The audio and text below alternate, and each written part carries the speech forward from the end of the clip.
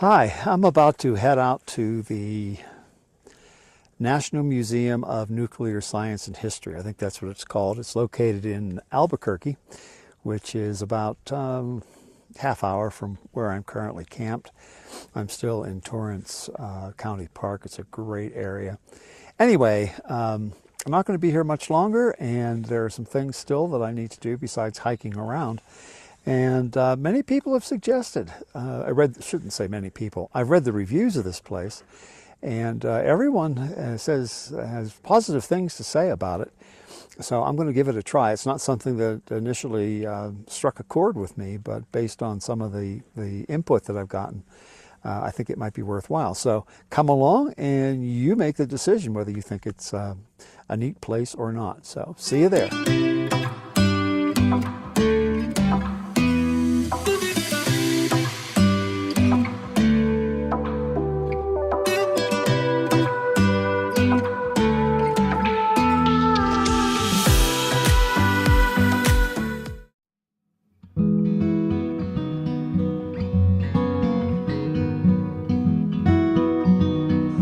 Well, here I am. Pulling in, I could see there were a lot of aircraft and a lot behind it. So that ought to be interesting to see as well. So I can't wait to see what they have inside. So come along.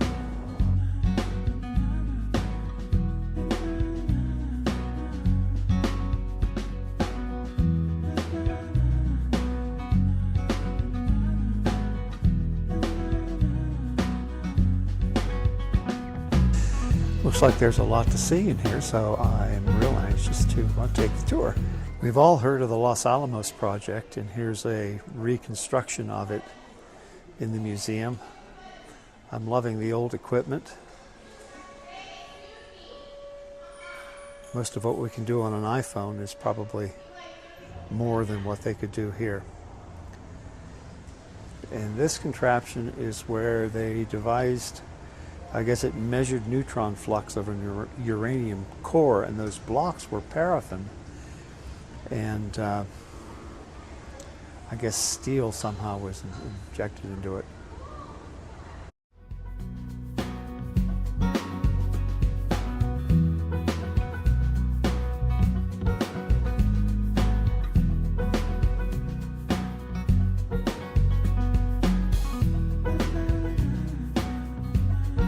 I know somebody who would be very interested in these Japanese rifles.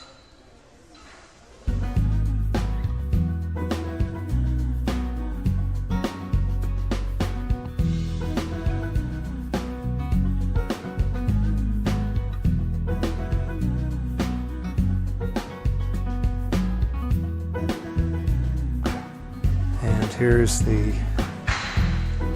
German version, with a bayonet. Here's information on the first sustained nuclear reaction, which was done by Enrico Fermi, who was Italian. However, over across the hall there, they did say that Heisenberg, the German Heisenberg, was a couple of months ahead of Fermi's reaction. Here's a replica of the B-29 Superfortress, or Enola Gay.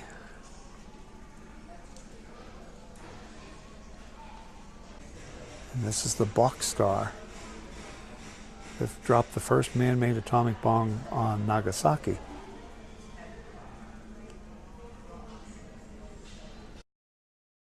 This is a replica of the first bomb that was used in warfare, atomic bomb, and was called Little Boy.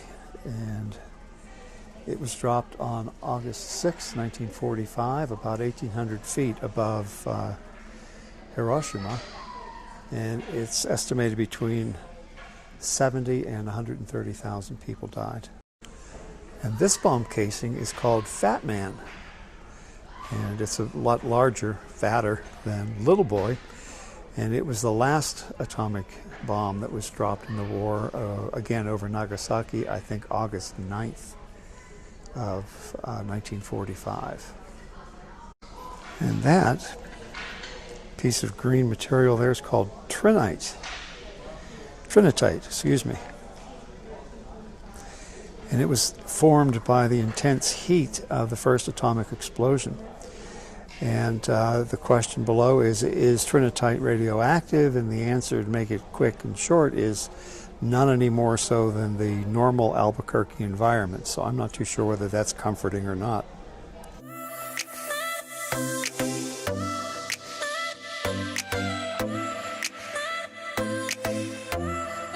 I remember back in the day of elementary school where we would have air raid drills during the Cold War, of course, and we were told to duck and cover. And I'm seeing some of that here as I go through the exhibit, so it's kind of bringing back some memories.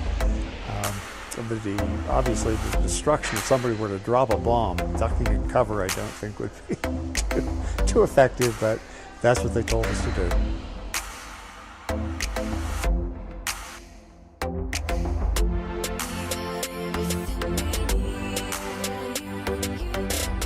I remember the Cuban Missile Crisis. That's when the Soviet Union tried to arm Cuba, which was communist at that point, and President John F. Kennedy had a showdown with Nikita Khrushchev that basically brought us, what critics would say, to the brink of war. As it turns out, his courageousness averted any kind of conflict. Nikita Khrushchev had, I think probably in the Kremlin at one point back in the 60s, pounded his shoe on the desk and was recorded as telling us Americans that he would bury us.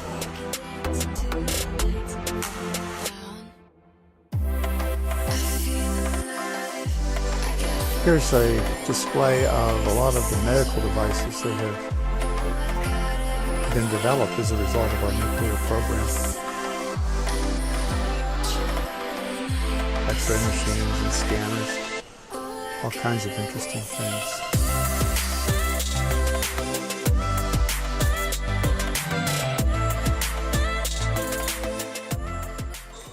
Best selfie I've ever taken, here I am, and in the background is the famous flux capacitor.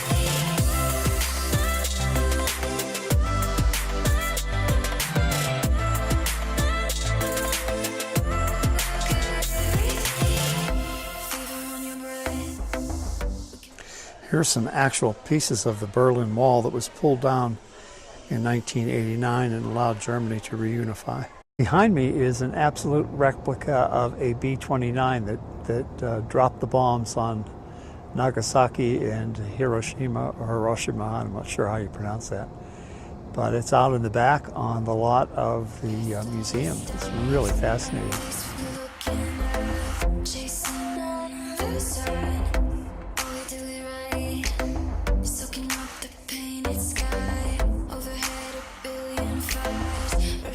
Behind me here we have a B-52, which according to the information is the longest serving strategic nuclear aircraft that is, let me see if I can say that again. Behind me is a B-52, which was one of the longest serving of the strategic nuclear strike force as far as the Air Force is concerned, and it's quite an impressive machine.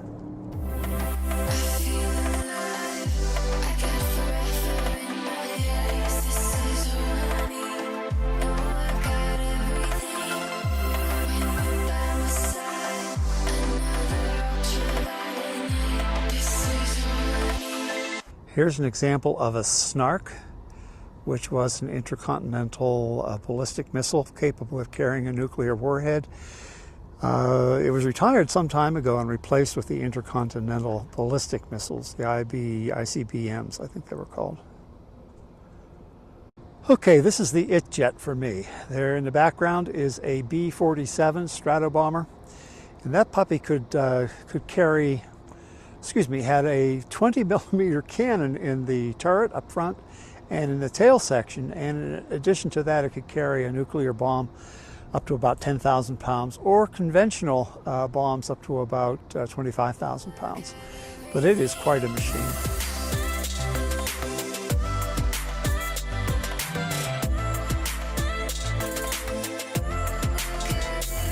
Here we have a bunch of missiles that are taken apart in pieces to illustrate the various components, including where the warhead or a nuclear device would be housed.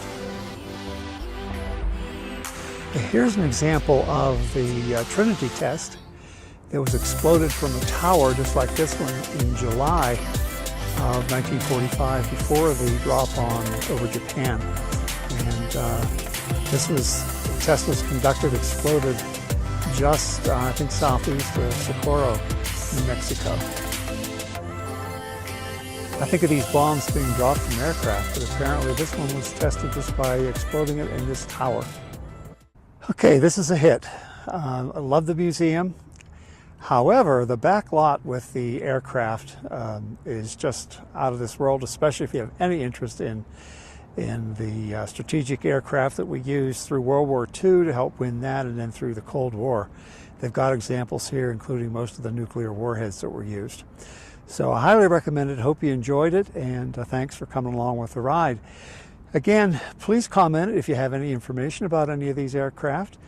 Be sure to like the video. The more that happens, the higher rating it gets. And if you haven't already, please subscribe and hit that notification bell so that you're notified when a new video goes live. So again, thanks for coming along. I hope you enjoyed it.